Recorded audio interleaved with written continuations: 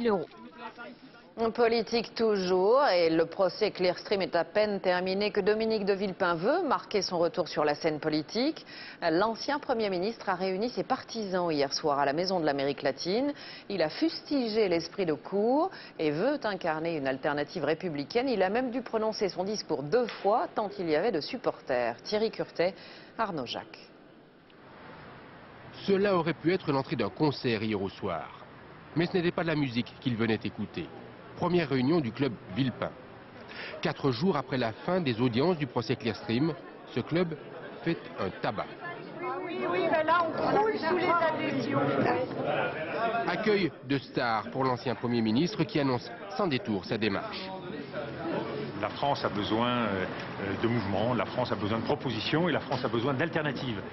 Pour le millier de sympathisants présents, le message est sans ambiguïté, une alternative à Nicolas Sarkozy. Ce que je pense, c'est que la nation est en danger à l'heure actuelle.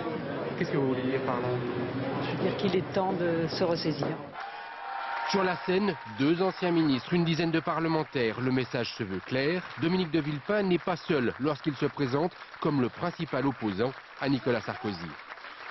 Notre pays ne peut vivre avec une concentration du pouvoir, une personnalisation du pouvoir qui nuit à son efficacité.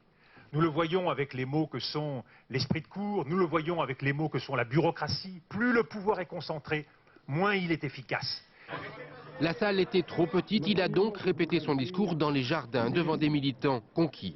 Ils en oubliaient presque que le jugement du procès Clearstream, le 28 janvier prochain, peut encore briser l'élan.